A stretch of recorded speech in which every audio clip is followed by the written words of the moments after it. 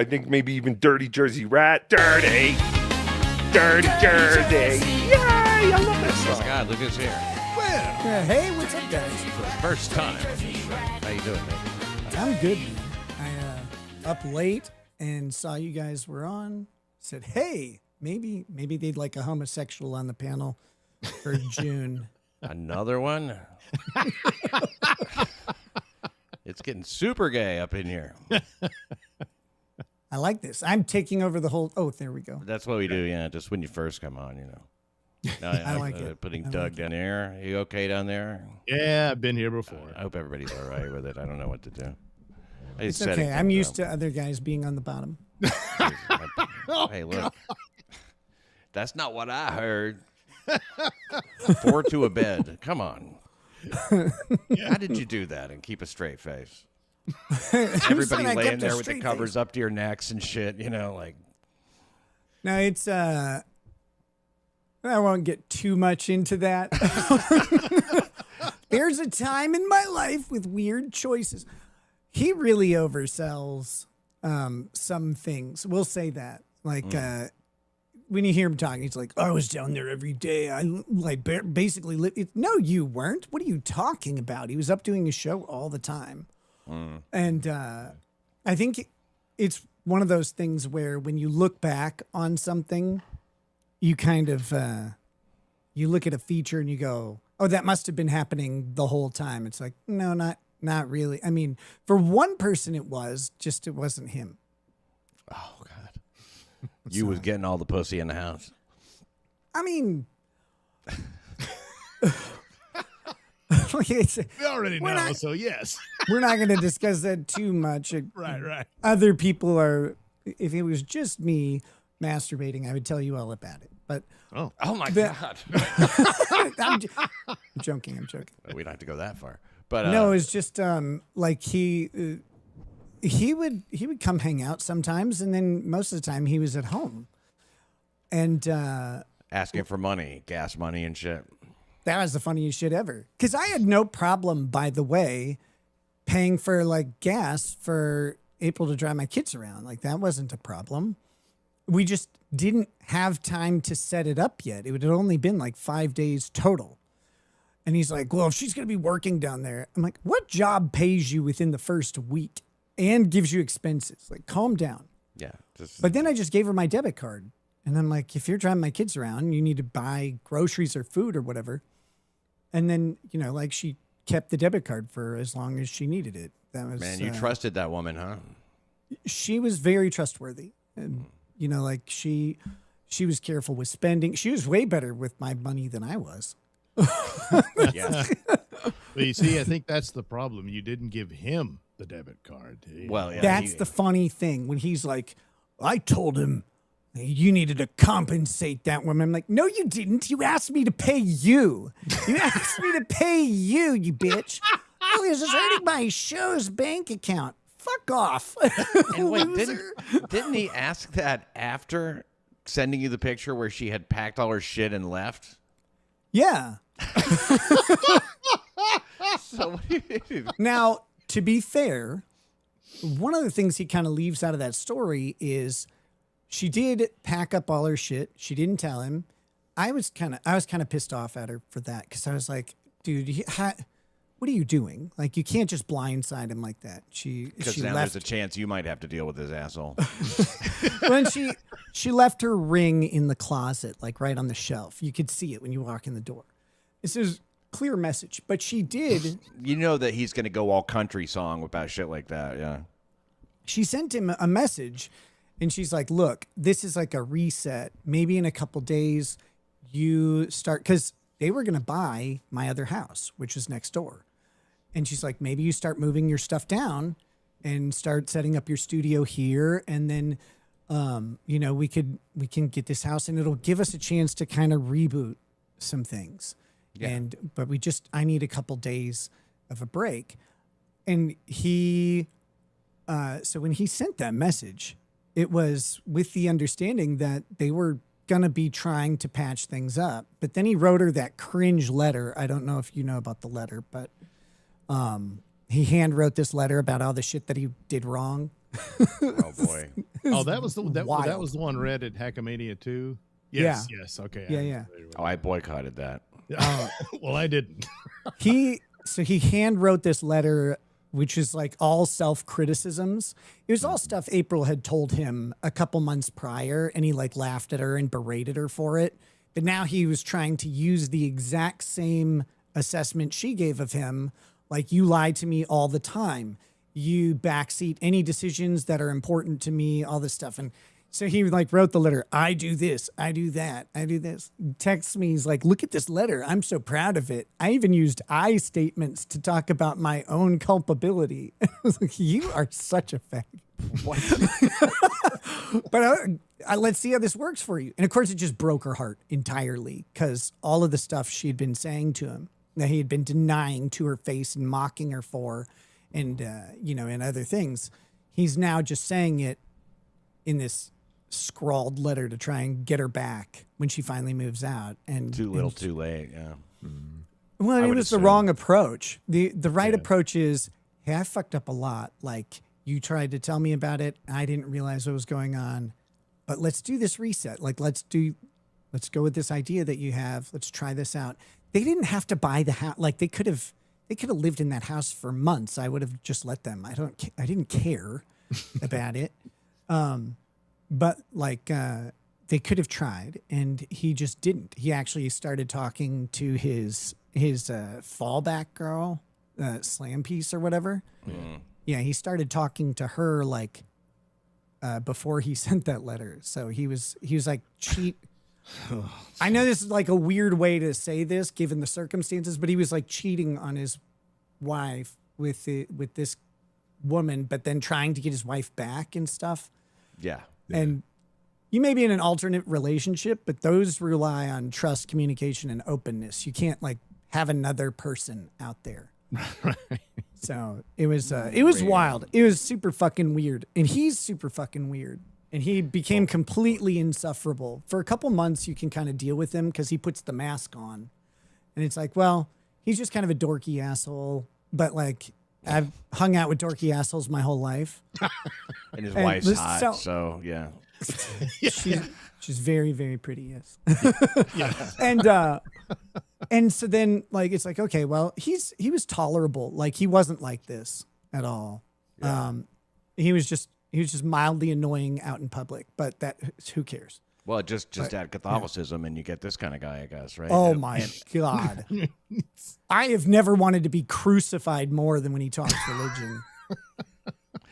He was demon possessed when he was doing all this stuff with you guys. Oh, that's though. right. Yeah. He picked, okay, so I don't know how demonology updated you guys on, but he explains the two sex demons. And the sex demons are the funniest things ever because you have an incubus and a succubus. Now, a succubus comes and steals a man's cummies at night and puts them in an underage village girl who gets pregnant by the demon, and definitely not the bishop that they stole the cummies from, right? Like, that's how succubi work. They come and they take semen from a man, and then the semen ends up in a underage village girl that the man's not married to. Man, those guys were pretty smart. An incubus is the one that will he will bring his seed to like a woman, and he will impregnate the woman and bring her like forbidden pleasure, because women back then not really allowed to enjoy sex and stuff. So the incubus would do that. So that would be the one that the woman would use to lie with?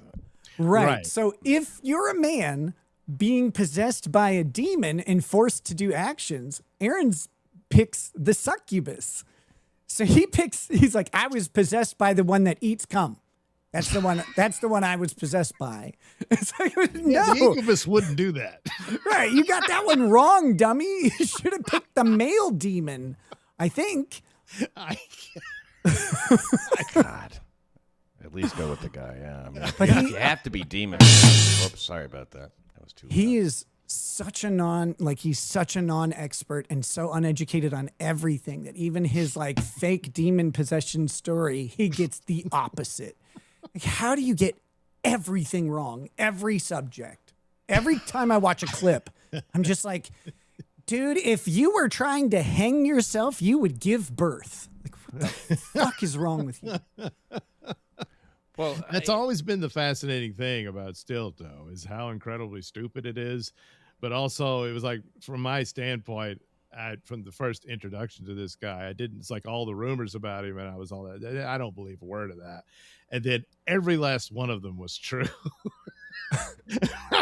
Yeah, one after another, and I was like, April's oh my not God. doing drugs. April's not. Yeah. There's no swinging or Yeah, whatever. all of and it. Yeah. she would come in to do the show and be like all dressed up still from being elsewhere. So one of the things that he did was really terrible to me, which is the most important, but also to the other people involved. Like he has the ability to take this nugget. You mentioned it just before I came on. Like he'll take a nugget of truth, right? Mm-hmm. And just blow it into something completely different. The way he talks about like April being a cocaine addict and all of this stuff. The three of us, I'm in bad timing, but the three of us were talking like that last drug run that I did, the last resupply, we all three like fought over it because we were all talking about quitting and the best way to quit because we all had determined that maybe we're doing too much cocaine, right? And so it was like, we need to slow down. My theory is different. I'm like, we don't need to slow down. If we're going to quit, gone from the house. There is no slowing down on cocaine. No. So I'm like, we were all talking about quitting because we had all kind of determined maybe we shouldn't do this. Maybe you save it for a weekend or a holiday or like a trip or something, but you don't have it. We had cocaine every day. Like we never ran out. It was beautiful.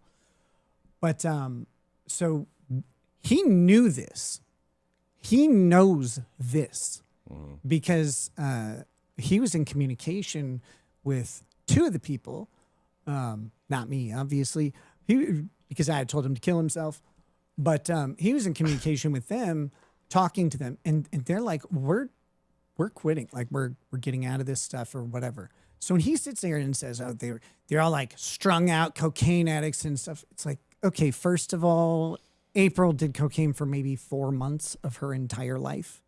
I did it for about a year and a half. Like you're gonna say that that we're in the deepest throes of addiction. Like you're not even scratching the surface of like what addicts actually end up going through. Like a decade of excessive, constant, life-ruining use. Yeah, my drug use has been exaggerated as well, so I know the feeling. By Gino. He's rounded up to meth now from the Adderall that I'm prescribed. I'm on meth. Okay. Yeah, that's because he can't think. I didn't know. I don't even know how to insult him. He's so retarded. He's a big, stupid, hairy Italian fucking. He's a comedian, but anyway, whatever. I have a feeling that I could go on and on, but it's like, when you meet addicts,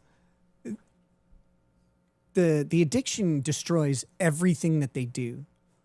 Now, people look at my life and they go, oh, well, look at all the damage it did. Outside of this one catastrophic incident, no one knew. No one in our community, no one in our families, nobody had any idea because we weren't overdosing. We weren't stealing shit. We just bought drugs and used them in the privacy, mostly in the privacy of our home. Right. And it's like, he's out here, he's like, they were always just completely wasted on cocaine, blah, blah, blah. It's like, that's not how coke works. You're up. You're gonna do something. You're gonna vacuum the ceiling. So this is like requiem for a dream type shit, right? Like you're just like shaking in a corner, and so like there's a famous story where he helped my daughter make SpaghettiOs, for example, and he acts like he had to be. He said I had to be the only grown up in the room, and because they were all strung out on cocaine. I'm like, the four of us are just sitting there watching Game of Thrones. And my daughter's like, hey, can someone help me open this can? Because she can make her own SpaghettiOs. She just couldn't open the can by herself. And so all he had to do which he volunteered, was get up and go open the can. But the only reason no one else went was because he had volunteered. And it's like, all right, see you in a minute. Like, Yeah, I'm not dying to open a can of SpaghettiOs. Go ahead. yeah, we're just sitting around watching TV. So And, that's an example of him using a kernel of truth in that he did indeed help the girl get the can open, but the rest of it. Well, And I I mean, think- like, and it I think ends he up helped her- sounding what it ends up sounding like is you're in there fucking both your wives, his and yours, while he's in there like stirring SpaghettiOs with a kid. Yeah, you know? yeah. I know, and then he's like, and then I was sweeping the floor in the kitchen. I'm like, you stupid bitch. What were you doing? Why would you do that at all, ever? Sweep another man's floor? That's almost gayer than eating cum. God. Yeah, it's not like mowing another man's lawn, which is a cucking move. It was so, when I was hearing this story, I'm like, are you fucking kidding me? Like, this is how he's telling the story? One, gay. Two, what are you making this out to be? You literally just got up, you helped a little girl open a can of SpaghettiOs and poured it in a bowl, and he probably put it in the microwave for a minute and a half and hit start. And it's like, Yeah, we're familiar with the process. well, I don't know if he did that or not, because she could do, like, she knows how to make the SpaghettiOs. I hired a Chinese person to come train her on it. But it's like, he acts like he's the savior of this child. Yeah, he's always the savior. I mean, like in every situation, he's correct. And isn't it also correct that like nobody would have even, you said outside of this one catastrophic incident, but it's only catastrophic because people know, and people only know because he called the cops. I guess that's the bigger part of it is having to deal with the law enforcement stuff. The government did more damage to my life than than like using cocaine or whatever. Now, had I continued using cocaine at the same level for a long time, I'm sure it would have destroyed a lot, right? Like, I'm sure even if I had never been arrested or whatever. But when the government came in and like starts telling the world all this stuff and telling my kids, like, your parents are on drugs. Like, they didn't know. Thanks, you fuckers. I taught them not to engage in any of this stuff. All the normal things you teach a kid about substances, like, hey, like your friends might ask you to do these things, don't do them, etc. Except for that one that you did a lot of coke with, right? Well, it's not my fault. She found her own dealer and she was holding the bag half the time. But it's like, they did all this damage. Now, I'm not trying to pass the blame. It's my fault. Well, right? that is a point to be made. I mean, as hard as this was for you and your wife and everything to go through, there is a bright spot in it. That you dealt with this. This is something you need to stop doing. The other part that was bright about it that I didn't know at the time was after after the government comes in and takes your kids away. Yeah. You don't give a fuck what anybody else can say to you on the planet. I was like, can you take my kids away? I don't give a shit what your opinion is. If you can't take them, I don't care. So I got to change a little bit about myself and how I conduct things. And I stopped pandering to people out in public or in the community. I stopped doing things that I didn't want to do. Like, it was like, if my wife asked me now, like, do you want to go to this church function? I like our new church, but the last church and stuff, I'll just be like, nope, I don't want to go there ever. Like, I don't want to go there. So no, I'm not going to. And in the past, I would have gone like, I mean, I guess, and then go on and suffered through it. Now I just stay home if I want to. And like learning that you can make those choices usually comes from realizing that the choices you thought were important weren't. And I did learn that really quickly. And that's been great. That's been the most fun thing, at least. Yeah. Well, I mean, the perspective change. Your house that you had her living in, I've heard, is just like basically not even finished. There's a lot of open beams. It's like a tarp. There's no Wi-Fi. Holy shit. I mean, like, this be like, to complain like, oh, I have a free place to live, a house, great. What? No Wi-Fi? This is cruelty beyond imagination. The reason that there was no Wi-Fi was because her stuff lived at that house. She didn't. She lived in my house, like, effectively. She could go, she might go back to that house, but she didn't go over there very often.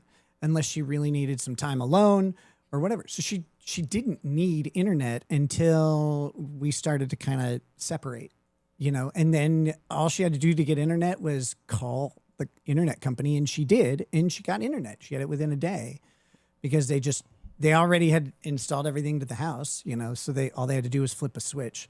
And it's not like a phone doesn't work anyway. I mean, you still get information and stuff. You just have to not be on the Wi-Fi or whatever. I mean, it's no big deal. It's like, and so I what? paid it was my credit card that paid for the internet too. It's like literally all she just didn't need it. Well, I mean, it is your house and your mistress. It seems only right. Yeah, but I mean, it wasn't like I was like, no, I'm not going to pay for that, and that's why she didn't have internet or anything. It was she just literally didn't need it until she did, and then she got it. Well, the inference we're supposed to take is that you kept her out there like uninformed and like just It is controlled. Yeah. You know? I had to read old magazines or some shit. You know, It's so weird. It's like, how could she ever figure out how to do anything? I mean, she had her own truck, but she didn't know how to drive, I guess. And it's like, she kept her there.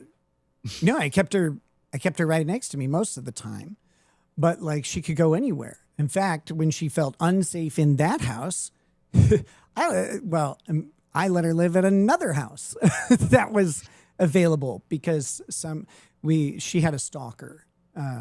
We won't get too much into it. No, I guess not. But was it Gino? no. Oh God. Man, Gino is like,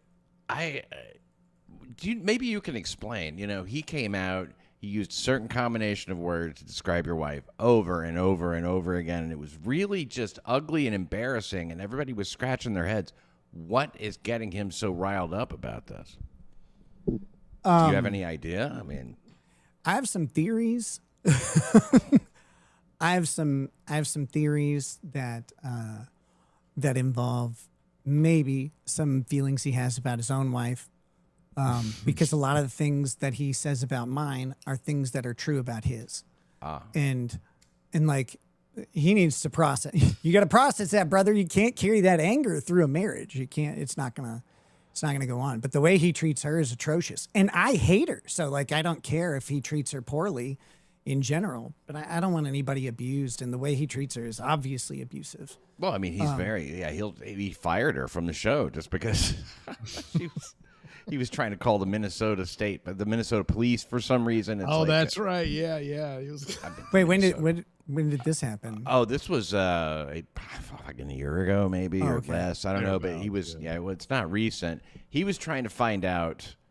I think he was coping with the fact that he cooperated with them in that revenge porn case. You know. Yeah. They're so weird. Their level of intelligence and understanding on subjects is so bafflingly low that it's like, how did you live this long? Like, you can't navigate a cereal box. And they're sitting there, like, they're talking to this judge, and they're like, they can't force us to come in to testify. It's like, well, one, they kind of can. If New York chooses to enforce a Minnesota subpoena, they can force you to come out here. But two, do you not realize that if you don't come testify, they can just use the statements you already made, but they have to threaten you to come out here, and you have to refuse it. And then once they don't care if Gino and Keanu came out, like to prosecute them. What they needed was unavailable witnesses to overcome a hearsay exception. And so once they had that, they could use the statements that they made publicly and that they made to the police against them pretty simply and say these are reliable, but they needed to threaten them with the subpoenas. So it didn't make any fucking difference at all whether you came out or not. No, at the end of the day, also, if they needed to, Aaron had said enough about that thing, and he did it live. It's not like you're going to be able to deny it. Yes. Man, not only did it live, but saw it. You know, boy, your boy didn't do too bad, did he? Looking for the approval. Oh, let's just say there's a roller coaster of statements, and sometimes your seatbelt doesn't work. There's a lot of things that have happened that might not be very comfortable pretty soon. But he treated the whole thing as if it was completely normal to send a picture non-consensually. But one of the things he's consistently downplayed and tried to avoid is the fact that he took that picture without consent as well. And he acts like because he did it on his show that he somehow like that it was known that a picture was being taken. But he took that picture without consent. He's never had any consent for anything like that at all. But he just tries to gloss that. He's really lucky that we didn't know what picture it was. Because this is the problem. He took the picture on his phone, didn't tell anybody, and sent it to someone who wasn't us. And then he's like, they don't even have the picture. It's like, no, you retard. How would we? You're the only one who had it. They don't even have the He thought this was like a bug. It's like, no, this is a feature of how the crime works. And it's like, well, he thinks he could have beaten the charges because they didn't have the photo. It's like, you retard. You admitted to it. That's the problem. Yes. So did and Gino admitted to receiving it and described it, and Keanu confirmed that same description. Why do you think they charged you? He's lucky they didn't charge or they didn't pursue the felony, because the day before he did that, Kayla had sent him a message just saying, "Please stop talking about us. Please, you know that like my privacy is like the most important thing. Please stop talking about me." And he sent back, I understand that even when I talk about you positively, that it causes you harm. I will stop. And then the next day he did the revenge porning. So it's like you've got the intentionality and the knowledge of what was going on. He's an absolutely wicked human being. It's marvelous to see. Yeah, but when he's in trouble, he'll do anything to try to shift out of it, including these HROs, which is like, it's not even to get him out of trouble, but it is like obviously to insulate him against any further criticism. And he I mean, this is a guy who, and I want to talk about the HROs because that's like fucking, I can't believe that it's gone as far as it has. But did he actually ask that you not be allowed in the courtroom during his sentencing? So, like, I mean, yes. There's a victim impact statement. Yeah. Yeah. So there was the victim impact statement was supposed to be delivered at his original sentencing on June 25th. But somebody compiled a list of video clips of him violating his probation and provided it, or his release conditions, and provided it to the release condition officer. And they went through and they're like, holy fuck, like there's so many violations. Were they all from his shows? Yeah, all from his shows. And so he has, the court found at that sentencing hearing where he's like, I'm about to be done. I'm going to be sentenced and start my probation. It's like, okay, we'll see. But the court found at that sentencing hearing that he had many violations. And so then what they did was they suspended his sentencing for 3 months and gave him the same conditions. Basically, it was like a try again and let's see how you do. We violated them again a whole bunch of times, including hiring Gino to come out to a local, to fly from New York to a town near where his victim lives to rip her apart in a nasty diatribe on stage.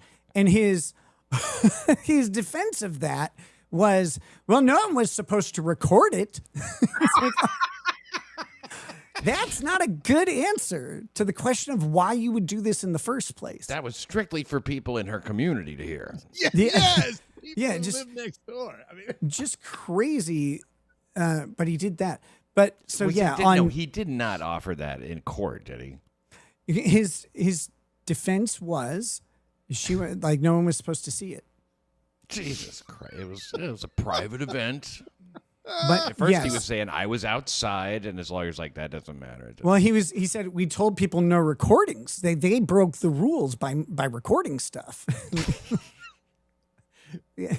but he's Not still my fault. displaying it to people who are members of the public. So Yeah. And it was abysmal. Oh God, it was abysmal. Yeah, I mean, his set was just like, whoa, it's so beyond the pale and so nasty The people just started responding to the pure venom in it. You can't be that filled with venom and have them like into it. You just can't. They didn't even know what the fuck he was talking about half the time. I am for the most offensive comedy ever, but it's got to be like it should be comedic. Yeah, and yeah. there wasn't anything. There wasn't anything comedic about it. It was venom, exactly like you said. Well, yeah, you can look at some of it and laugh. But I mean, even me. So he's talking about my wife, and he's saying just some of the nastiest stuff. But I'm sitting there. I'm like, this isn't even like. There's nothing to this that is actually thoughtful or like biting. It's just weirdly gross and angry. And I'm like, she hasn't done anything. Jameson will do that, Yeah. Kind of take the edge off your fucking intelligence a little bit. But that was probably not good because that also got submitted to Aaron's release conditions officer, and that's when he went to jail. But so that was June 25th. Wait, hold on a second. I think I solved the mystery. I think that Gino, that's when he, oh wait, he had obviously already started talking about her because he was doing it there. Okay, never mind. Doesn't make any sense. I was thinking that maybe he was so pissed about that being used against him, and like, you idiot, and plus the set was fucking horrible, I was thinking maybe that was why he started coming after Kayla so much. But it's obviously he was already talking about it because that's what he was in trouble for. Please go ahead. I'm sorry. No, you're fine. So on June 25th was supposed to be the sentencing hearing. On June 26th is the day he took out the restraining order on me. Once his sentencing hearing didn't happen and he was still under the release conditions, he took out the restraining order on me the next day. And then his October hearing is the one where he requested to the court. He's like, oh, there's a restraining order on this guy. Something that should have been resolved before the October court anyway. Like, June to October should not be any length of time for an HRO. But not for a temporary restraining order, especially, right? Because that you get automatically. Well, let me ask you this: how come? I mean, I know that you and I've heard. Sometimes I'm not paying full attention, but you guys have the same attorney, right? Yes. And so, like, is that why you can't resolve yours? No. Okay, because you're in the area. I can understand Melton being in Vegas. It's like, what? But like this, it seems like people think that I have something to do with Melton's attorney choice, or that I hired him or whatever. I didn't. If I had to guess, I would suspect that Melton hired him because, it's possibly going to save on some work that his attorney would have to do because a lot of the evidence is duplicative, right? So. You've got one guy who kind of knows the situation, hire the same guy. Like a group. But nobody asked me really, like, I think they might have said, there might have been a conflict waiver or something where I was like, I don't care. But it wasn't like on my recommendation or consultation. No. It's not my business. I didn't have that idea personally. Right. Yeah. So how come it still stretched out so long for you? So this is a combination of things. Right at the beginning, Aaron gets multiple continuances by firing his attorneys and hiring a new one. And I opposed every single continuance. Like, let's just resolve this. Then we had the first half of the hearing because the judge had scheduled like a 1-hour block for this thing. And the hearing ended up being like 2.5 hours, and we weren't close to resolving it. And there's multiple people at fault for that. None of them me. I'm perfect. But there was a bunch of technology issues that happened in the courtroom. I can't talk about any of the like evidence or the questioning, like the actual meat of the hearing. So I have to kind of just let that go. That wasn't really a big problem, though. The main problem was that when they wanted to bring up evidence and like show the witness and the judge and stuff, and then my attorney should have been able to see it, they couldn't get anything to work. And that ate up a ton of the time. It was just a stupid waste. But that hearing finishes up, and then the next time we were supposed to have a hearing to close that off, the judge takes the attorneys into chambers and he says, hey, I want you guys to try and settle this. And I'm like, settle? What do you mean settle this? And so my attorneys come back and they're like, so the judge wants us to try and settle this. We should really try and make a good faith effort. And I'm like, okay, my settlement is this. I want Aaron to retract the HRO thing. And I want him to go online and make a video and says, I'm sorry for being a faggot. Like, that's what I want him to do. And my attorney's like, oh, I'm not going to bring that offer to them. That's my offer. I'm not joking. That is what I want from him to settle this. Otherwise, I'm not really interested. And the thumbnail has to be this, and it has to be titled. But so then the judge is like, how's the settlement stuff going? And it's like, well, I mean, here's my thing. And I said, my final offer is I will not accept anything that impacts my speech. I'm not gonna not talk about Aaron or have, and it's not about talking about, like, I don't want to talk about this guy most of the time. Right. But if something comes up and a super chat comes in or like a video clip or something that someone sends in, and like what happened to him where he accidentally showed a picture of Kayla, like, I don't want to be on guard for this for the next 2 years. Under threat of jail. Right. And if I have a violation of a restraining order, my probation on my drug case can be revoked. It's just like, I don't want anything like this. No, that's a deal breaker. It's not even, it's a non-starter. Yeah. So my settlement was like, look, not a restraining order, but I'll agree to not go anywhere near him. I don't want to go near this guy. I don't want to go to his house. I don't want to be anywhere near him at all. He can't really be around me because if he comes within 500 feet of my wife or whatever, he goes to jail. And so I'm like, problem solved. He's such a fag. God. Oh, yeah. Like, you can't even fuck with him anyways. Right. And so I'm like, I don't mind that part of it, but you're not going to restrict my speech. I didn't do anything wrong in this situation. I didn't ever harass him. Like, this is someone who, if there weren't a justice system, would not be allowed to do what he's been doing. Like, it's crazy. And I have been, like, all I've done is make fun of him and laugh. And that's it. I haven't like tried to tough guy him or say, oh my gosh. I've never made a threat against him at all. And he hates that the most, I think. Probably. Like, he's been trying to pick a fight for a while because he thinks that'll drive engagement. But I don't really care about like his world. Our YouTube channels don't really overlap. He's been trying to pick a fight. He's also been trying to pick that was weird and gross. So yeah, like, that's my settlement is fine. I don't care about the physical stuff, but I want it to be non-criminal, just contractually, and we can agree to some sort of damages or whatever. But also, like, no speech restrictions. I'm not going to do that. That was my my drop dead thing, and their drop dead thing had to be no mentions of him directly or indirectly for 2 years. That was off. That was his only settlement condition that had to be there. And so I'm like, we're miles apart. We'll never reconcile that gulf. So I'm like, let's go. Let's do the hearing. Now, and can I ask you this? I'm not an attorney, though I dress like one. The point of this is that as soon as I heard about that his main contention here is that he would drop the restraining orders if you would agree to not speak of him for a determined amount of time.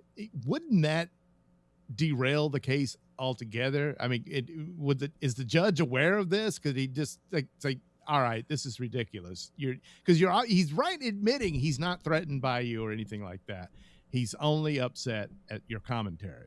Yeah, he's only upset about the thing that the judicial system isn't really supposed to be able to touch at all. Right. Yes. And so again, he was asking, is the judge aware that offer was made? Yeah.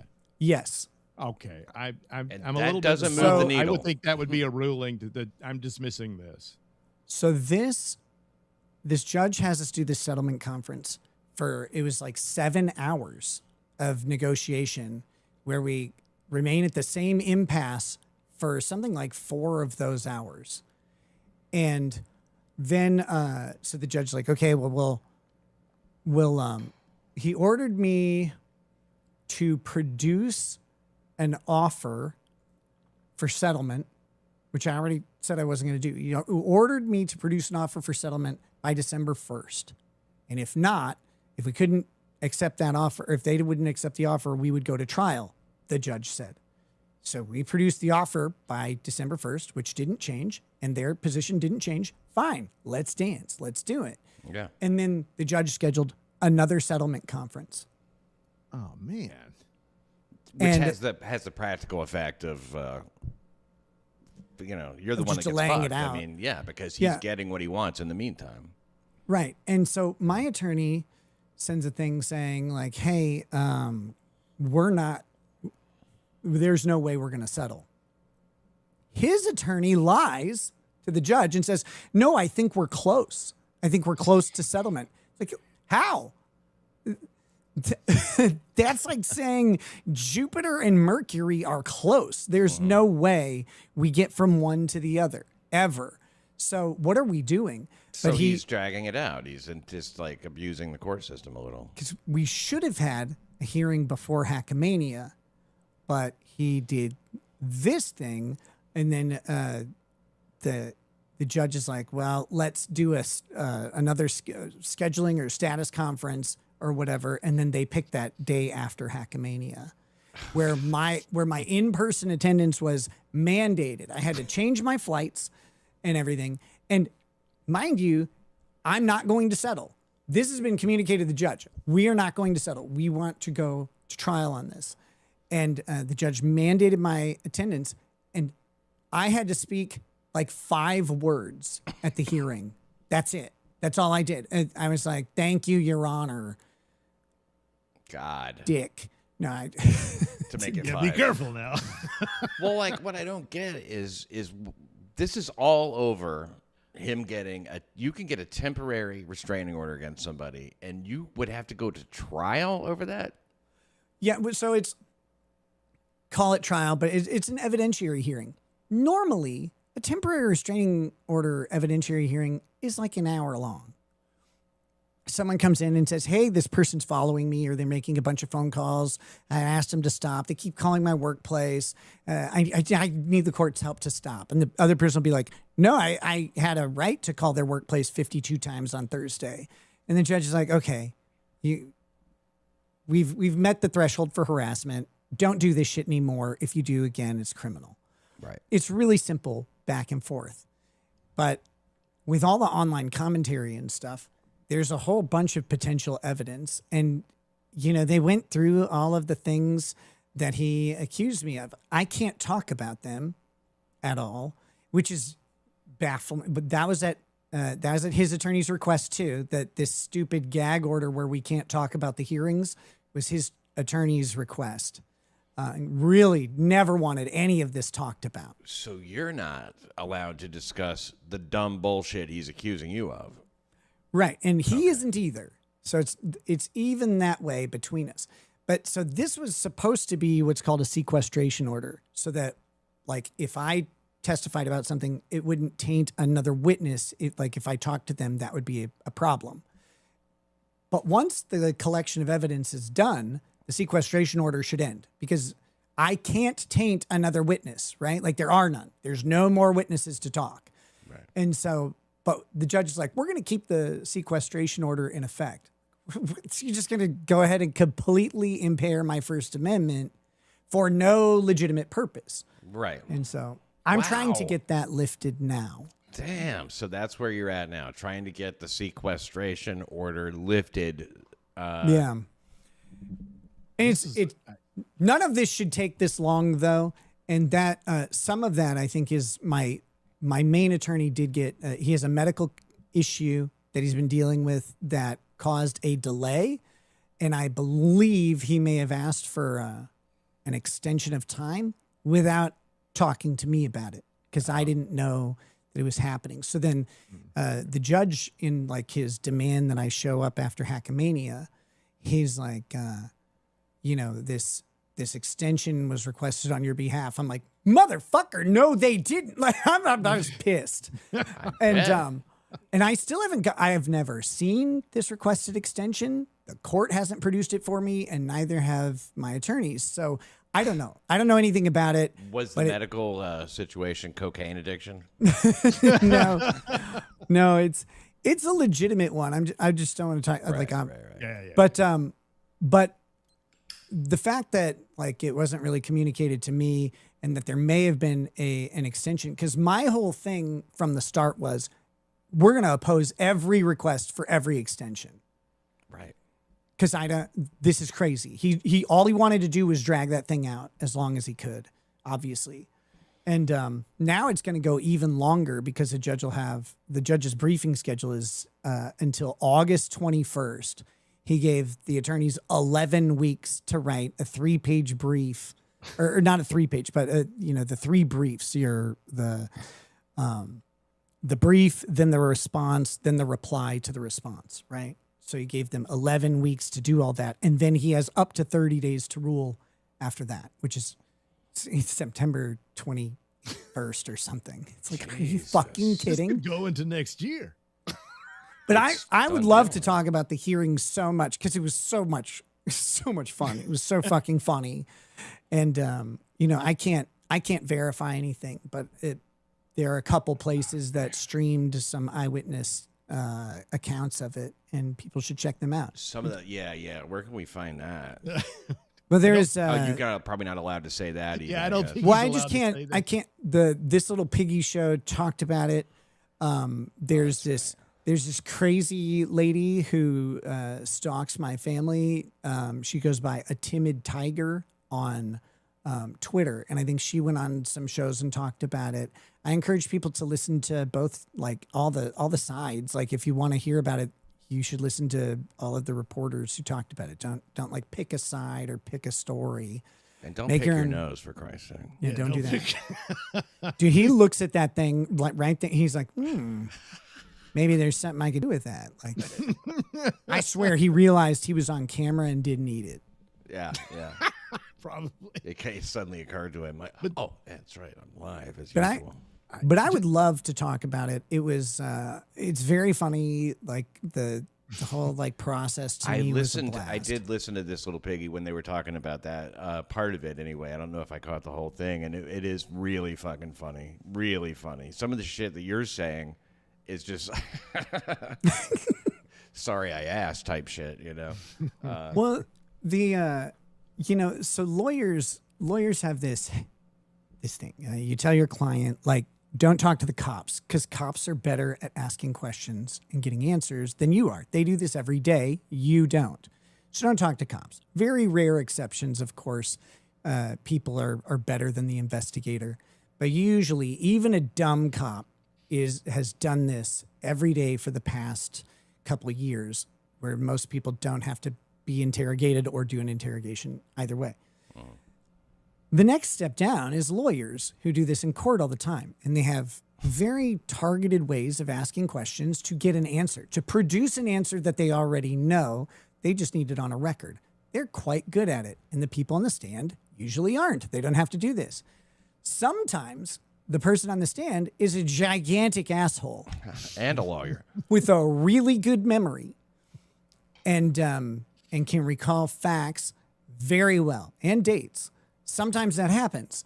And so you better, the best analogy I can come up with, there was a debate a couple years back between Ben Shapiro and Cenk Uygur, who are both lawyers. I didn't realize Cenk was his JD from Georgetown. Seems hard to believe. Yeah. And so it's like, okay, well, you got two lawyers who are going to debate something. If you're going to go on stage and debate Ben Shapiro, you better know every goddamn tiny detail of your subject, because he'll just bury you in trivia, if nothing else. And he will sound correct even if he's not. And Cenk goes in there, he's like, listen, your policy, blah, blah, blah. And Ben Shapiro comes up and turns on the Micro Machines voice, and it's just like, Judaism. And you're like, oh my God. And he just annihilates Cenk.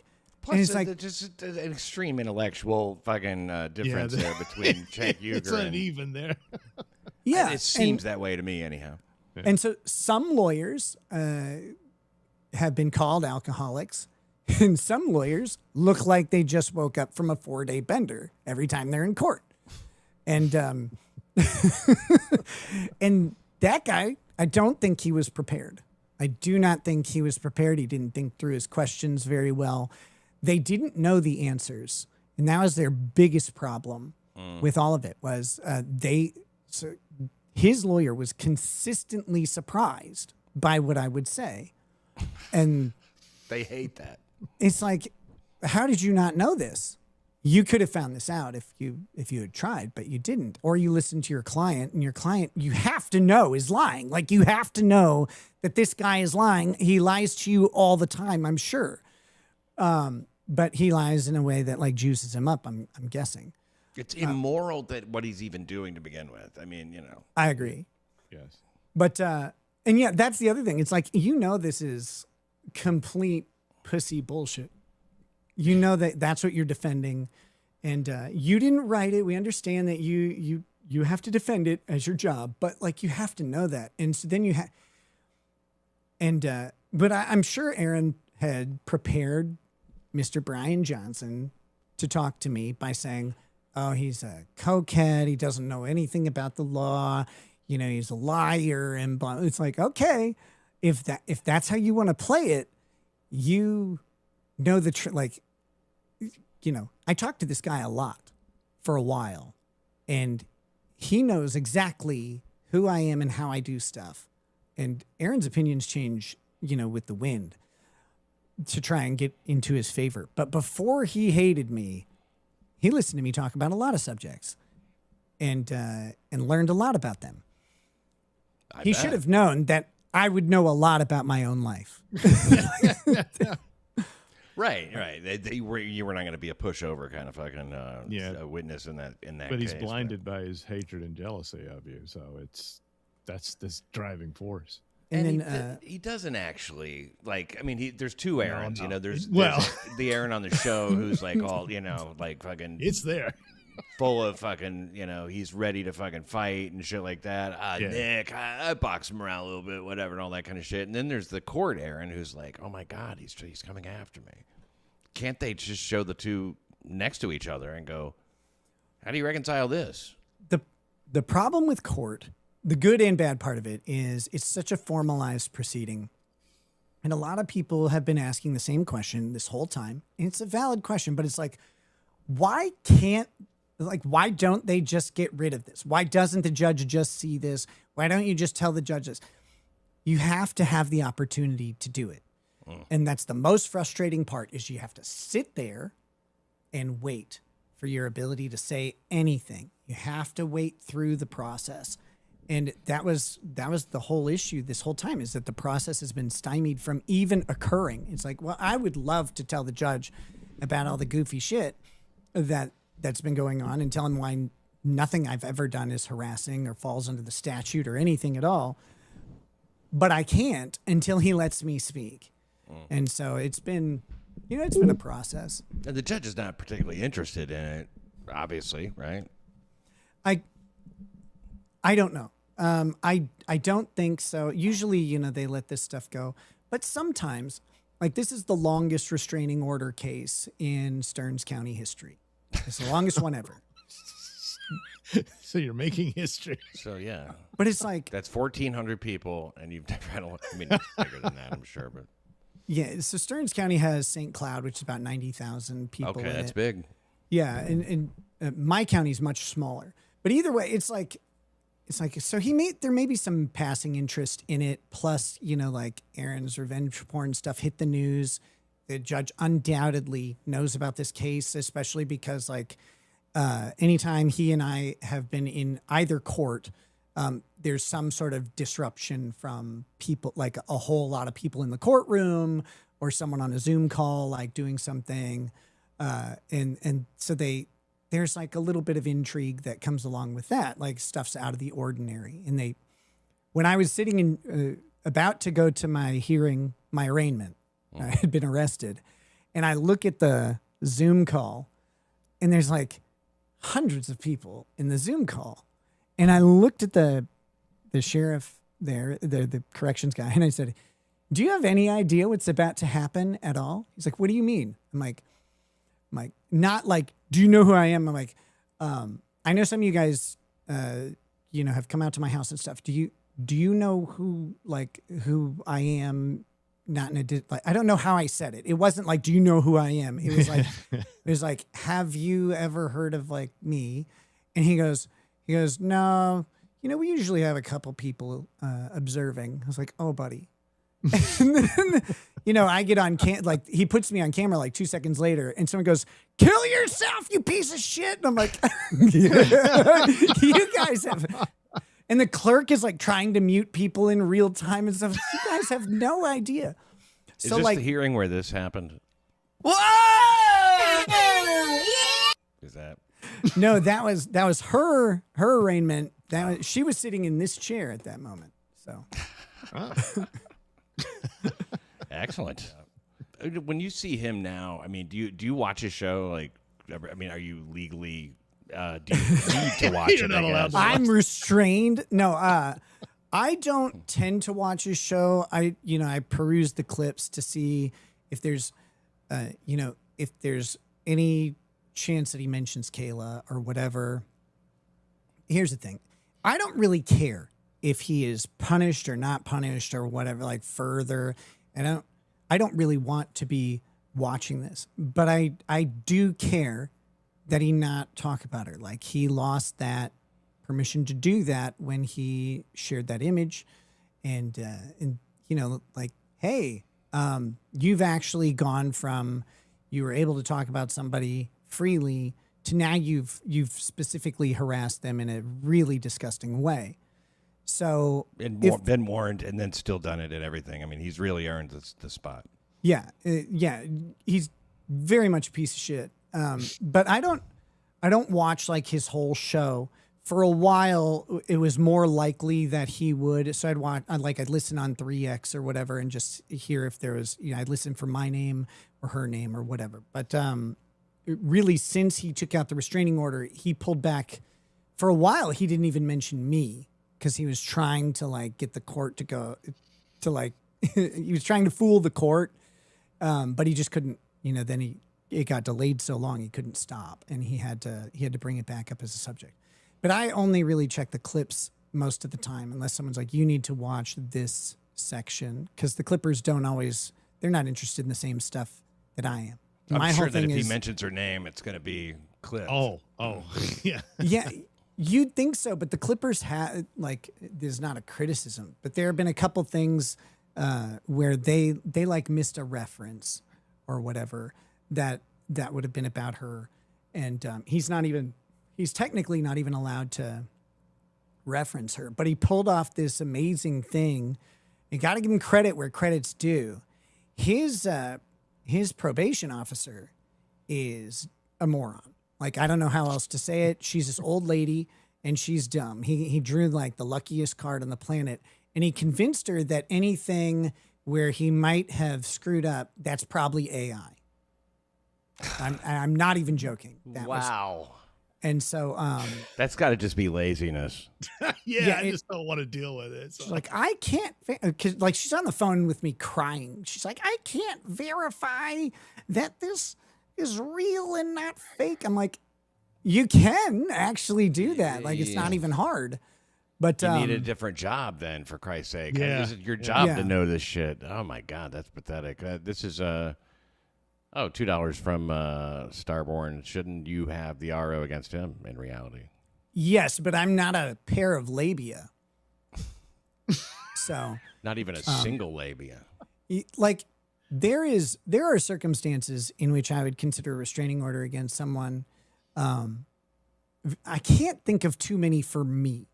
They would have to like really threaten to do something to me. But I could certainly like, I think I mentioned earlier, there's a guy following my family around, taking pictures of my kids, and he took pictures of my daughter and also posted where she was one time on Twitter. That's no good. Oh. Right. And so like, that's a person where on behalf of my kids, I would certainly consider like a restraining order so that he can't do that. But I don't give a shit if he takes a picture of me out in public and posts it. Like, I don't care. Right. But like in the theory of could I? Yeah, I mean, he's threatened to harm me specifically for 2 years. Like anytime it comes up, he's like, "I'll kill that guy." So how do you get the restraining Well, order? that's pretty clear. Landon wants to know: do you pay Melton's legal fees? Not a penny. didn't I don't think- know what his fee arrangement is. I don't know how much he has paid, will pay. I don't know anything about their agreement. I know nothing about it. I want nothing to do with it. I would not pay another man's legal fees, like unless it's my son, you know. I had this same problem with Gino, the 2-year order of protection, which it seemed a little lengthy to me, considering it took over a year. I'm in a different state, you know, to and when I was in court, this was a little annoying because there's nothing in there that specifically says, you know, it's you know how the language is. There's certain shit I'm not allowed to say about him. I can't threaten him, obviously, you know, Right. during that time. But I was making sure I am able to talk about him, right? And I never should have brought it up because the prosecutor, well, that's harassment. And the judge is like, well, if you're talking about him in an unfavorable way, that is harassment. So, It's like, what does that even mean? What is an unfavorable way? right. He's What was- Italian? Ew, disgusting. what was it? Well, that was not the word. It wasn't unfavorable. What was it? It was a particular word, though. Demeaning, maybe something like that, though. Yeah. You know that made and I was like, "Fuck," you know. But then I was really unable to talk about him. I was just like, if I can't talk about him in a shit way, then I'm probably never going to talk about him. And I waited till it was up, but it really does put you on guard. I mean, like it's like living under the whatever the Pericles thing. The sword of Damocles, yeah. That too, yeah. In Minnesota, a violation of a restraining order, an alleged violation with probable cause, is an arrestable offense. Like they will come to you and put you in handcuffs and take you to jail. Mm-hmm. And so you'll is get punching out, a guy. That's also apparently Yes, yeah. Actually, they didn't. Did they ever handcuff you? No. On that one? Well, yeah, they did. They put me in a paddy wagon with a bunch of prostitutes and druggies and stuff. Oh, that's And, cool. I had to wait there for a long time. It was a little cold. And then I had to be, I was in central booking for about 6 hours. I mean, the best whole part- thing. The best part about becoming a criminal is like they introduce you to the best people. I made some good friends. I had a chemical use assessment because they're like, you had a large amount of substances in your house. I'm like, it was just wholesale, baby. Like I just didn't want to go back to the Twin Cities to restock. So, but they're like, you had a large amount. And so, They didn't see the logic of that, I'm sure, we if need you to- put that forward. we need to see if you need treatment or whatever. And so, you do this chemical use assessment with a licensed alcohol and drug counselor. And so I get mine set up and I go there and I do things straightforward, especially when it comes to court. Never fucking like, I'm sorry, don't lie. Some lawyers will be like, don't lie about anything. Don't hold anything back, especially on this stuff. So I just lay out. She's like, go through your drug history from birth. And I'm like, I don't know. I tried pot a couple times in high school and didn't really do anything. And then I had it a little bit in college. I drank a little bit in college, but not much. I drank like vodka cranberries like a woman. And then when I became a lawyer, I was like, A well, woman on lawyers. her period, even. Right. Real quick, though, Yeah. they do still have the same attorney. I can confirm that, right? Yes. Okay, Yep. thanks. That's it. So it's like then after I go to law school and a lot of my friends in law school, we would go out and drink after class and stuff. And because I went to night classes, to be clear, we weren't drinking at, noon. But so I was like, well, lawyers drink whiskey. So I started drinking whiskey and getting into it. And then I really liked it or whatever. But so then I, drank whiskey pretty significant amounts. And then I did cocaine for like 2 years and other hard drugs like Molly and ketamine. And so I was flat out honest. And she goes, I can't diagnose you as an addict. You have a substance abuse problem, but you don't have substance use disorder. And so a bunch of people had told me, like, go to rehab, get clean or whatever. And she's like, you can't just go to rehab. They have a limited amount of beds. They won't just take you into inpatient. Now you could go to like the celebrity rehab somewhere, but like, you know, you can't just go to a lot of rehab centers in Minnesota. You have to have a prescription and a referral for it. Because somebody who really has an addiction problem needs the bed if you're not there. And rehab is like, I don't know, man. I went through my own substance things or whatever. I haven't drank in a long time. Tonight might be the night. But I mean, I think that sometimes people go to rehab to avoid shit rather than, you know, I mean, I have my fucking a bunch of my law tube friends had that shitty recommendation. I'm like, wait, so you want me to admit to having a substance abuse problem while I'm being prosecuted for cocaine possession? No. What are you talking about? But so here's a question that seems to be pointed. Why communicate with to Ice Dancer via Signal? He wants to know. So send a follow-up, and my question back to you is your problem that I communicated with Ice Dancer or that I did it via Signal? What's the thrust of your question? Send a follow-up chat, and I'll answer, whichever one you ask. I just want to make sure I'm asking or answering the precise question.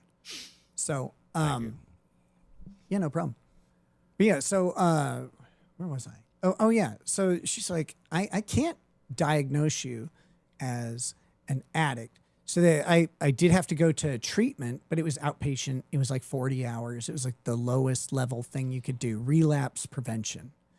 And I did that, but like, I forgot the guy. Well, the whole thing you were saying was like, what, you know, when you went in, you did this whole assessment or whatever, and this is where you wound up.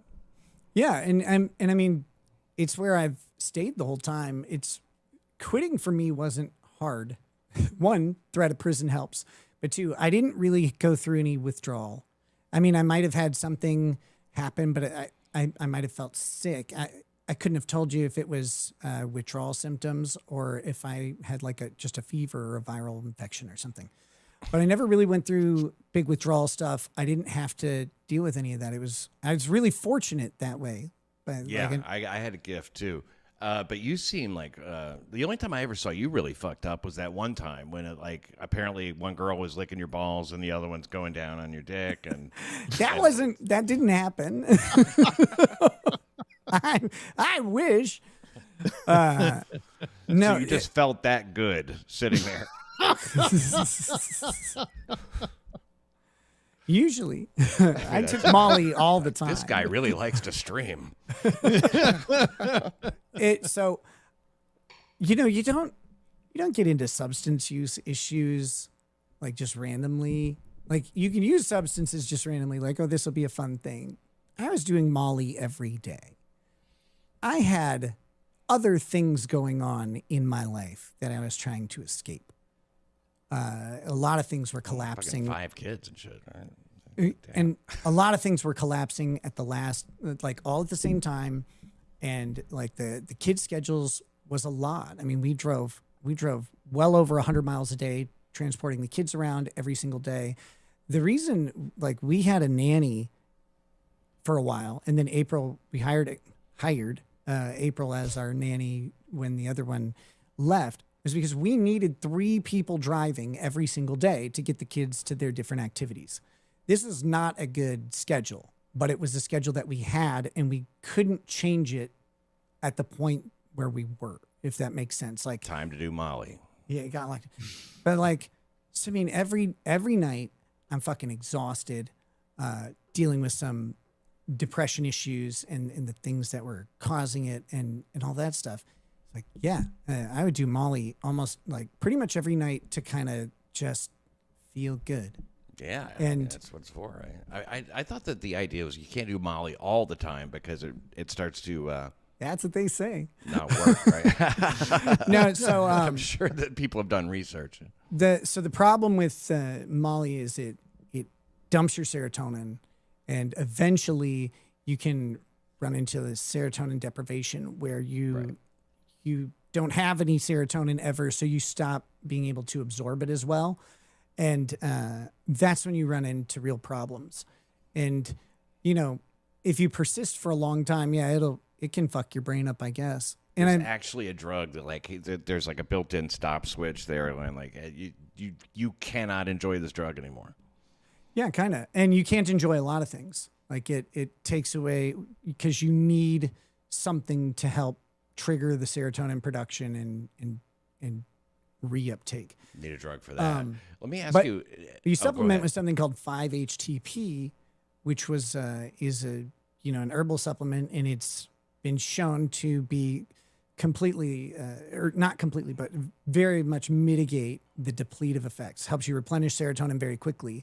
5-HTP is like this wonder supplement that you can buy on Amazon that if you have like moderate depression, it produces the same outcome as antidepressants like SSRIs, except it doesn't fuck with your serotonin intake. It just helps you produce more. Now at this time, you're still allowed to do all the kratom you want, right? No, kratom is not allowed. Damn. So the restriction I have is no mind or mood altering substances, including alcohol, whatever that means. No mind or mood altering, so no caffeine, no tobacco. If you did that, Caffeine and tobacco are just fine, shockingly. Which is weird because it's like both of those are definitely mind and mood altering substances. Yes. Absolutely. Anything I have a prescription for is okay also. So like I technically have a weed prescription. I almost never use it. I fucking hate marijuana. I don't like depressants. I have narcolepsy, and if I take a depressant, I drop. you have legitimate narcolepsy. Yeah. Damn. So you'll just like fucking is that as extreme as we would be led to believe that you just No, like, mine isn't. Mine isn't. Like the Mr. Bean narcolepsy from Rat Race or whatever, where he's or The Sopranos, that dude. but I can lay down on a bed, and outside of times where I'm under a lot of anxiety, like if I'm just a normal day, if I lay down on a bed, I am asleep in under 5 minutes every time. Nice. So, Man. and Hey, I know that you probably I know that April is like not interested in any of this shit. She's like we don't see her stream ever. I'd love to see her on a stream, but she's Yeah, me never too. going to do that. Apparently, how did you guys leave it? I mean, are you guys on good terms, or what, did you part on good terms? I don't think I know anything about that, and maybe it's none of my business. we parted on good terms. We'll always be friends, et cetera, et cetera, et cetera. Okay, so you're But still she started dating someone very shortly after that. And suddenly,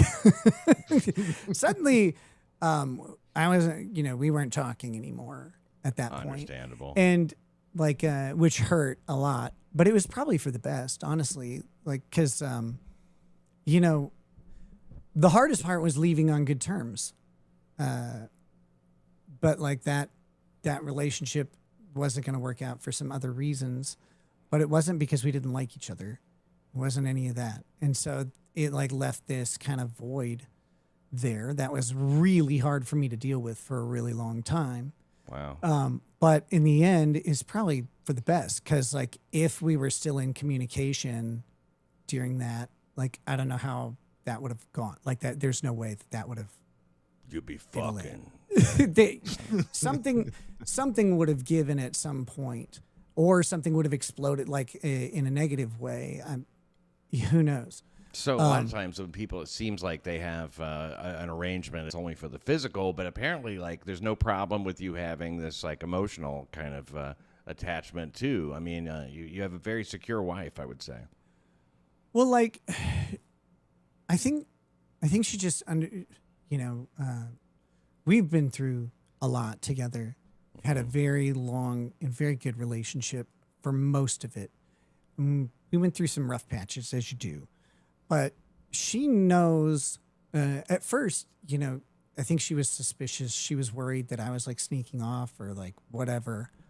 But I think she found out that whatever feelings and stuff were there is just because there's leftover feelings. It was an unresolved thing. But to pursue it, if I wanted to keep going with her, I would have had to get a divorce, and I didn't want to do that. I've always very much loved Lady Rackets. That's never been a thing that wasn't true. I never wanted to leave her or anything. And so, you know, like, I think it basically became,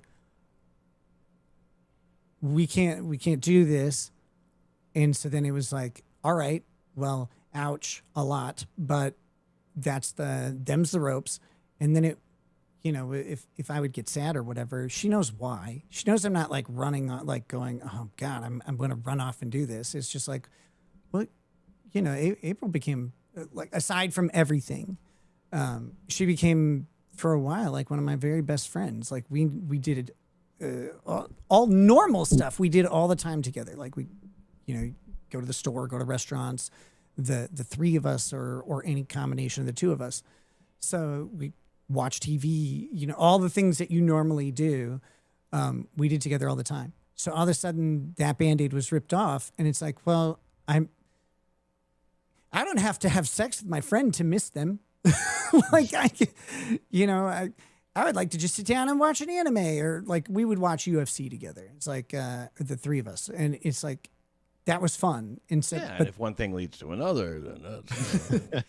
but it's like then it's like, well, I don't really want to watch UFC anymore, because like then it makes you feel like it makes you miss the, you know, the connection. And so she's been great, of course, and very tolerant of that. But she also knows that like it's not because I want to be somewhere else. It's just because we made some decisions that ended up not working out, and now you got to process the trash that's left over. I don't know if you can talk about this, but whenever you were all together, the four of you, when did you start to see the seams start to show on their marriage? So before everything, but then it seemed to be mended when like everything kind of fired up or whatever. So I mean, everything really like fired up around my birthday in December of 23. Was that the hot tub stream? No. No, that was Naked Twister. It's actually a misnomer. It's Strip Twister. So you start off in clothes, and whoever falls has to take off clothes, right? And you get done with that. You get done with that twister board. Just throw it away, man. It smells like ass. Man. So this is my stupid brainchild, and I was like, this is going to be fun. Like, I want to play the Strip Twister. That sounds great. It's a terrible idea. Yeah. I don't know if you know this, but when you're 40 and you play Twister, all you want to do is die. Yeah. Your legs are, your arms are. See, we get done and like playing a couple rounds of Twister, and like it was fun because like you knock the women over, right? And so then they have to take off a piece of clothing. It's great, tons of fun, and get done with Twister. It's like I can't move. I need a paramedic and a fucking chiropractor. So it wasn't productive in the like it was funny. It was more akin to like playing a game in college with like, or you get a couple people from the dorm and a couple cheerleaders and you play Strip Twister and it'd be a blast. But like nobody was fucking after Strip Twister. Well, yeah, so we went out. It's like naked comedy. It makes comedy less funny. It makes nudity less sexy. Yeah, and so we, you know, after that, I was like, let's put the clothes back on, fucking go to dinner. But that was like the time that everything kind of like started up. But so before that, though, you know, as late as November, they were on the ropes. That relationship almost ended in November. But they, you know, they decided to get together, and then by the time everything started up, they were great and in a good place. Is what was they represented. had something to look forward to. Yeah, and that was not true at all. And then the fraying started pretty quickly. That they just weren't in the same place as far as all this stuff, and you know, generally that type of situation is really, it's not for most people at all. And you have to have a particular like outlook on relationships. You have to have a particular outlook on your own security, like who you are. Mm-hmm. And let me just suggest that I don't know that anybody was ready for any of that type of stuff. And so the fraying happens really quickly, you know. If But then you're you not- try and patch it over and try and just do a bunch of drugs, and then everything's okay for a bit. Yeah. But that but can, yeah, that and can then extend a marriage for sure. yeah, by the time that by the time that April leaves him, April 4th, I think it was, when she moved out, like it was constant. It was a disaster. Like I have a bunch of text messages from him that are like, look, I know she's basically chosen to live with you guys and doesn't even want me around anymore. It's like, yeah, go away. Yeah, what is Christ, it about? What is it that put you in that direction? Right? Was it that she packed her clothes and took them there and left her wedding ring on the fucking? I mean, like that's the thing that cracked me up about that picture and that text was that he puts the picture of his wife, the void that she's left. You know, she's left all her shit. The closet's empty. It's a picture of the empty closet, and he's like, really? He's like, really, bro? I'm not even mad. Oh yeah, sure. You sound not mad. No, you're not. But Signal, why not text? Brian wants to know. I don't know. I communicate with a whole bunch of people on a whole bunch of like whatever platform that people are comfortable using. I use Signal for tons of different communications. There's nothing special about it at all. You can set up Signal to delete text messages or whatever after a certain amount of time. Generally speaking, I want one extra layer of security between my messages and the world, and Signal, for better or worse, is end-to-end encrypted, and it's one of the best programs to do that with. But you can do the same type of stuff on Messenger and Twitter and Instagram.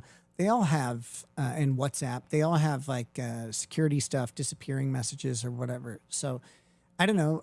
I use Signal and not text because I use Signal and not text. I use Signal all the time. It's convenient to have it all in one spot too. Yeah, and Twitter is weird to keep, when you DM people on Twitter, it's like, fuck, my private shit is so close to all this public shit. Yeah. Just proximity-wise, it's weird. Yep, it's you made Aaron and April get Signal. I didn't make anybody do anything. But here's why that's important. Here's why that's important.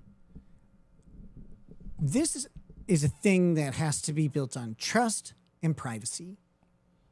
And there was an agreement that no matter what happened, everything would remain private. Mm-hmm. 4 people agreed to that. Mm-hmm.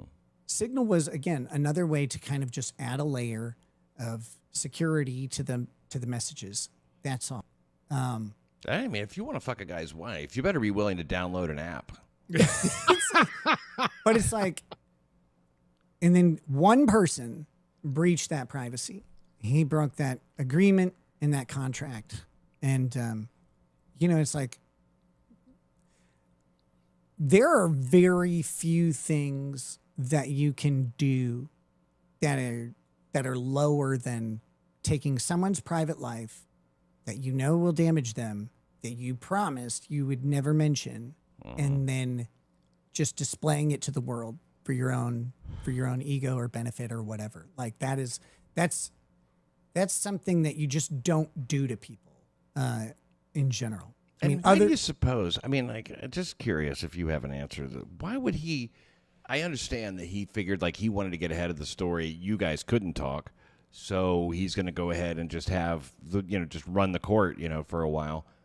But he made himself look much worse, and it was so unnecessary and was really ugly. And I mean, of course, salacious. Everybody loved it, but it was gross.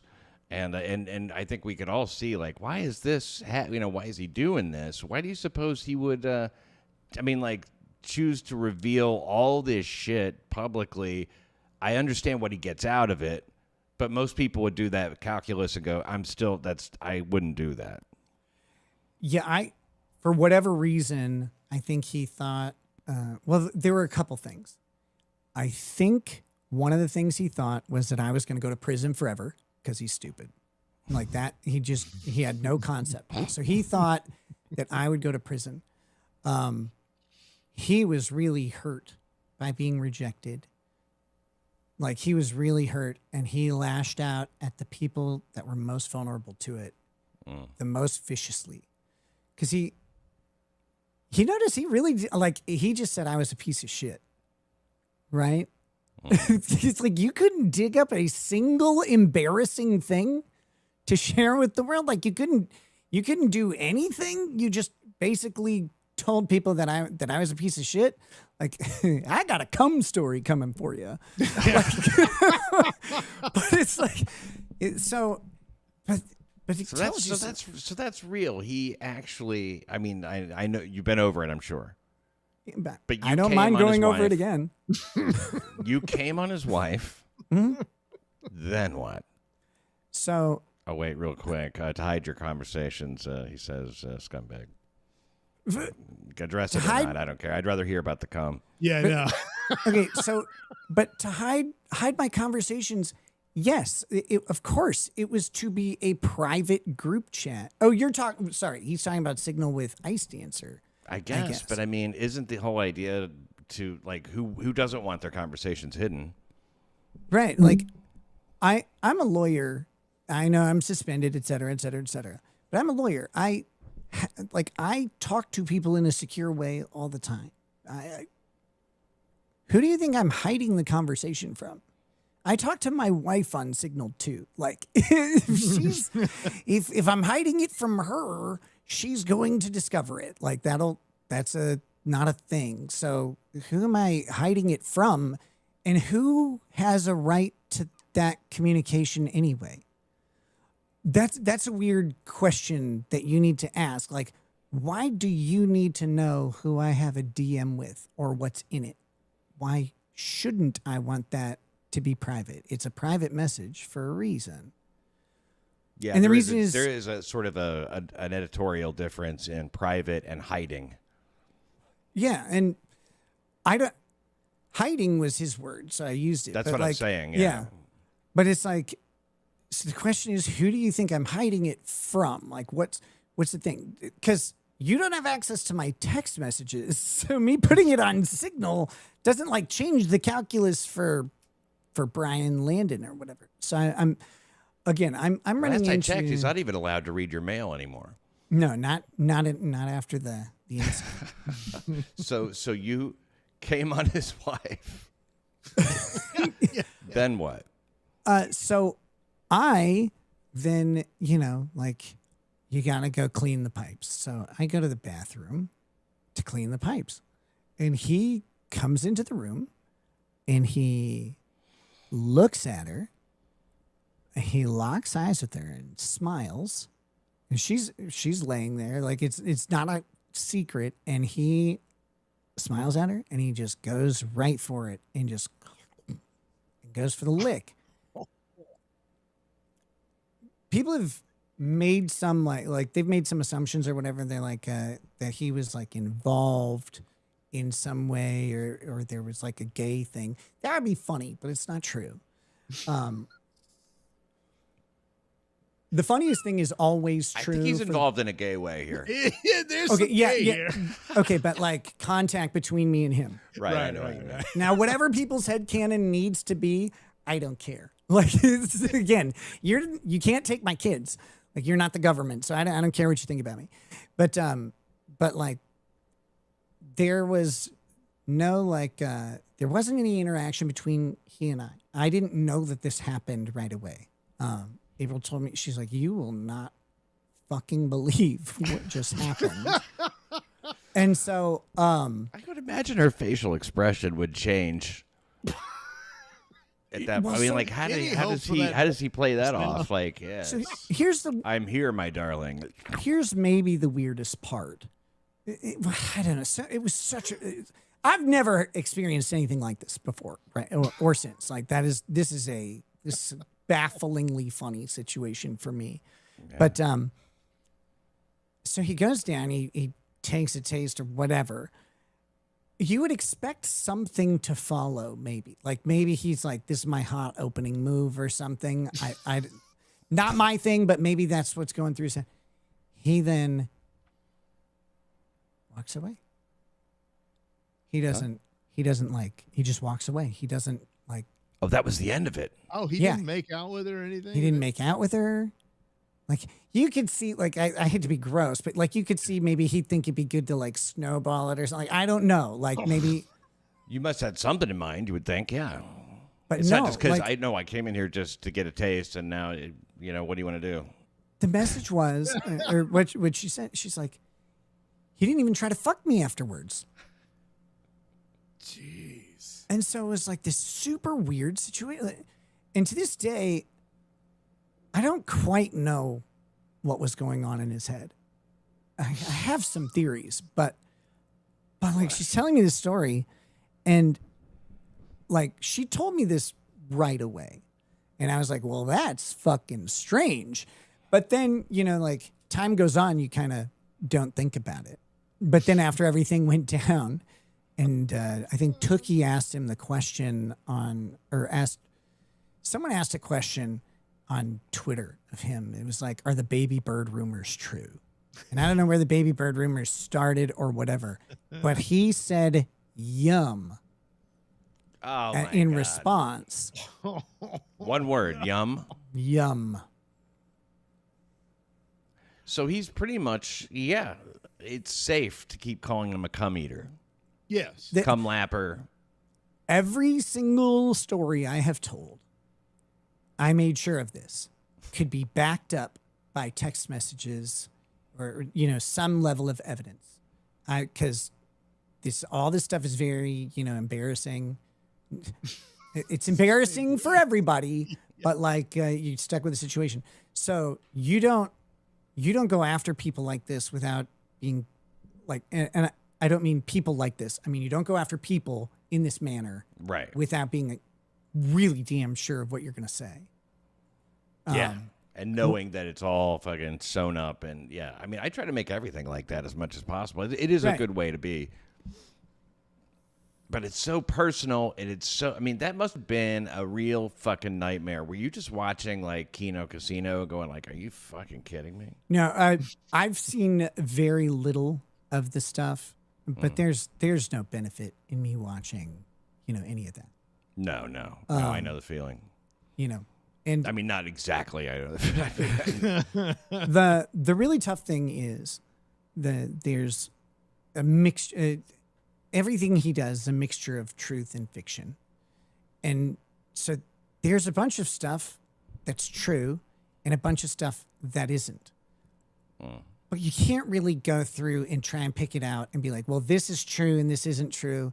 And for the most part, I don't really want any of that shit revisited or whatever. It just like No. to me, I can't imagine a situation in which what he did would be appropriate. Like even if you just consider it like a single person breaking up with another person, like you don't go online and talk like that unless there's some thing to cause like a response, in my opinion.